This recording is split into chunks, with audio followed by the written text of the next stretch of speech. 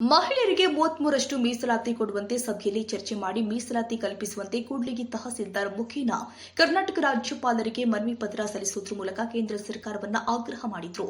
ಕೂಡ್ಲಿಗಿ ಪಟ್ಟಣದಲ್ಲಿ ಮದಕರಿ ವೃತ್ತದಿಂದ ತಾಲೂಕು ಕಚೇರಿ ಆವರಣಕ್ಕೆ ಪ್ರತಿಭಟನೆ ಮಾಡುವುದರ ಮೂಲಕ ಆಗ್ರಹಿಸಿ ಜನವಾದಿ ಮಹಿಳಾ ಸಂಘಟನೆಯ ತಾಲೂಕು ಅಧ್ಯಕ್ಷೆ ಟಿ ಭಾಗ್ಯಮ್ಮ ಮಾತನಾಡಿ, ದೇಶದ ವಿವಿಧ ಭಾಗಗಳ ಮಹಿಳಾ ಸಂಘಟನೆಗಳು ಒಂದಾಗಿ ರಾಷ್ಟ್ರೀಯ ಸಂಘಟನೆ ರಚಿಸಿ ಶಾಸನ ಸಭೆಗಳಲ್ಲಿ ಮಹಿಳೆಯರಿಗೆ 33ರಷ್ಟು ಮೀಸಲಾತಿಯನ್ನ ಕಲ್ಪಿಸುವ ಸಂವಿಧಾನದ 106ನೇ ತಿದ್ದುಪಡಿಯನ್ನ ಇತರ ಷರತ್ತುಗಳನ್ನ ತೆಗೆದುಹಾಕುವುದರ ಮೂಲಕ ತಿದ್ದುಪಡಿ ಮಾಡಿ ತಕ್ಷಣದಿಂದ ಜಾರಿಗೊಳಿಸಬೇಕು ಅಂತ ಕೇಂದ್ರ ಸರ್ಕಾರವನ್ನ ಜನವಾದಿ ಮಹಿಳಾ ಸಂಘಟನೆ ಆಗ್ರಹಿಸುವುದರ ಜೊತೆಗೆ ಈ ಕಾಯ್ದೆಯ ಜಾರಿಯನ್ನ ಜನಗಣತಿ ಅಖಿಲ ಭಾರತ ಜನವಾದಿ ಮಹಿಳಾ ಸಂಘಟನೆ ಕೂಡ್ಲಿಗಿ ತಾಲೂಕು ಸಮಿತಿ ಕೂಡ್ಲಿಗಿ ಹಾಗೂ ಕ್ಷೇತ್ರದ ಪುನರ್ ವಿಂಗಡಣೆ ಡಿಲಿಮಿಟೇಷನ್ ಪ್ರಕ್ರಿಯೆಯೊಂದಿಗೆ ಜೋಡಿಸಿರುವಂತಹ ಷರತ್ತುಗಳನ್ನು ತೆಗೆದುಹಾಕಿ ಯಾವುದೇ ವಿಳಂಬವಿಲ್ಲದೆ ಜಾರಿಗೊಳಿಸಬೇಕು ಎಂಬುದು ಒಕ್ಕೂಟದ ಪ್ರಮುಖ ಬೇಡಿಕೆಯಾಗಿದೆ ಎಂದಿದ್ದಾರೆ. ಕಳೆದ 1 ತಿಂಗಳಿನಿಂದ ಕರ್ನಾಟಕದಲ್ಲಿ ರಾಷ್ಟ್ರೀಯ ಗಣ್ಯ ವ್ಯಕ್ತಿಗಳು, ಸಾಹಿತಿಗಳು, ಸಮಾಜಮುಖಿ ಮಹಿಳಾ ಮೀಸಲಾತಿ ಒಕ್ಕೂಟವು ರಾಜ್ಯದಾದ್ಯಂತ ಜನಾಭಿಪ್ರಾಯವನ್ನ ರೂಪಿಸುವ ಅಭಿಯಾನವನ್ನು ನಡೆಸುತ್ತಾ ಇದೆ.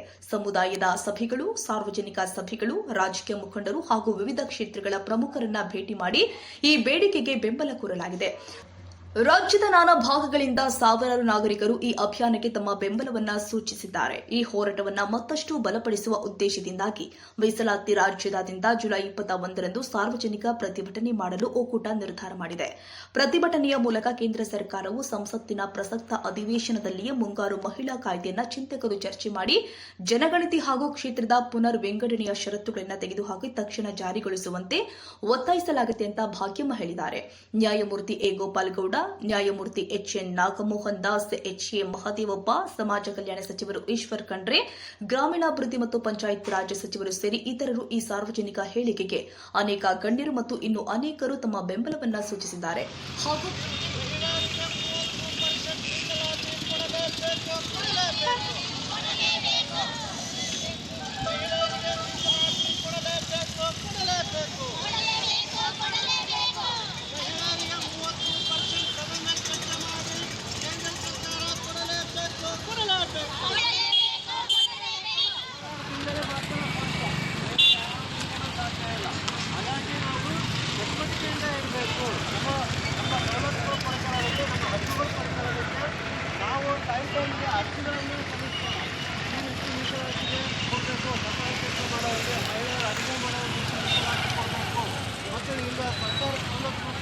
ಹಾಗೂ ಪ್ರತಿಭಟನೆಯಲ್ಲಿ ತಾಲೂಕು ಜನವಾದಿ ಸಂಘಟನೆಯ ಪದಾಧಿಕಾರಿಗಳು, ಕೂಡ್ಲಿಗಿ ತಾಲೂಕು ಜನವಾದಿ ಮಹಿಳಾ ಸಂಘ ಟಿ ಭಾಗ್ಯ, ನಿರೂಪಣೆ ಚಂದ್ರು, ಸೋನಿಕಾ, ಯಮುನಮ್ಮ, ವೀರಮ್ಮ, ಹುಲಿಗೆಮ್ಮ, ಕವಿತಾ, ಶ್ರೀದೇವಿ, ಚಂದನ, ಲೀಲಾವತಿ, ಶಿವಮ್ಮ ಇನ್ನು ಹಲವಾರು ಮಹಿಳೆಯರು ಹಾಜರಿದ್ದರು. ಕೆ ತಿಪ್ಪೇಸ್ವಾಮಿ, ಕೂಡ್ಲಿಗಿ, ನವಕರ್ನಾಟಕ ಟಿವಿ.